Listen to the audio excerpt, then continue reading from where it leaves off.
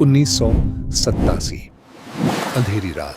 समुद्र के पार एक ऐसा मिशन जिसे शांति के नाम पर शुरू किया गया, लेकिन जो धीरे धीरे युद्ध में बदल गया।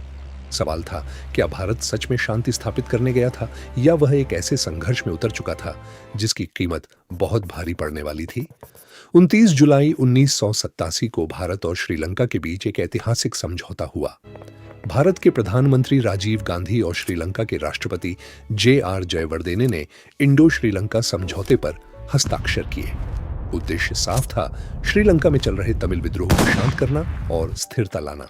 इसी के तहत भारतीय शांति सेना यानी IPKF को श्रीलंका भेजा गया। शुरुआत में इसे पीस कीपिंग मिशन कहा गया, लेकिन जमीन पर हालात बिल्कुल अलग थे। उत्तरी श्रीलंका का जाफना इलाका पहले से ही तनाव से भरा हुआ था। वहां सक्रिय था एक सशस्त्र संगठन, लिबरेशन टाइगर्स ऑफ तमिलीलम। यह संगठन बेहद संगठित, प्रशिक्षित और स्थानीय समर्थन से मजबूत था। समझौते के अनुसार उन्हें हथियार डालने थे, लेकिन जल्द ही स्पष्ट हो गया कि वे पूरी तरह आत्मसमर्पण करने को तैयार नहीं है। अक्टूबर 1987 में ऑपरेशन पवन शुरू हुआ। लक्ष्य था जाफना को LTTE के नियंत्रण से मुक्त कराना। सेना को उम्मीद थी कि प्रतिरोध सीमित होगा, लेकिन जैसे ही भारतीय जवान शहर में आगे बढ़े, उन्हें हर मोड़ पर भारी गोलीबारी का सामना करना पड़ा। संकरी गलियां, छतों पर छिपे निशानेबाज, जमीन में बिछे बारूदी सुरंगे। यह पारंपरिक युद्ध नहीं था, यह गुरिल्ला युद्ध था। IPKF को शांति बनाए रखने भेजा गया था, पर अब वे एक पूर्ण सैन्य संघर्ष में फंस चुके थे। एक गुप्त अभियान की योजना बनी। सूचना मिली कि LTTE के शीर्ष नेता जाफना विश्वविद्यालय के आसपास छिपे हुए हैं। योजना थी अचानक हमला, नेतृत्व को अलग करना और तेजी से वापसी। रात के अंधेरे में विशेष कमांडो दस्ते को उतारा गया, लेकिन जैसे ही वे उतरे, चारों ओर से गोलियों की बौछार शुरू हो गई। संचार तंत्र बाधित हो गया, कई जवान अलग थलग पड़ गए। यह केवल एक सैन्य चुनौती नहीं थी, यह रणनीतिक परीक्षा थी।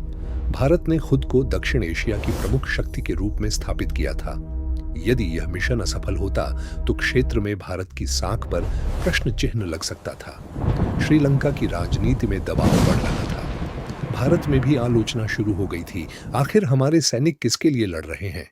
1987 से 1990 तक IPKF ने लगातार अभियान चलाए।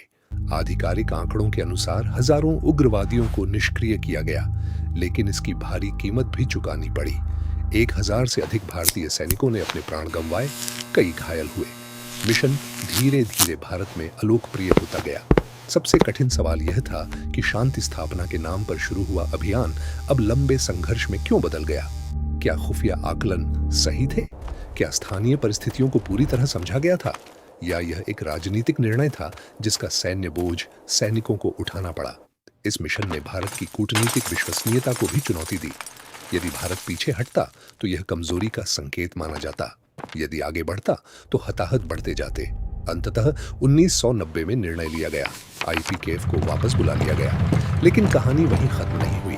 इस पूरे अभियान ने यह दिखाया कि किसी भी विदेशी भूमि पर शांति लागू करना कितना जटिल हो सकता है। स्थानीय राजनीति, जातीय तनाव, अंतर्राष्ट्रीय दबाव, सब मिलकर एक ऐसी स्थिति बना सकते हैं जहां सही और गलत की रेखा धुंधली हो जाती है।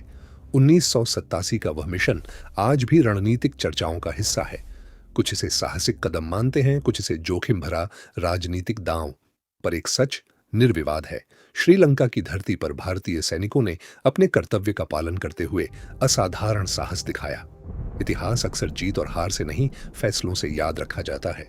और 1987 का वह फैसला आज भी यह याद दिलाता है कि क्षेत्रीय नेतृत्व केवल ताकत से नहीं, बल्कि दूरदर्शिता और संतुलन से कायम रहता है।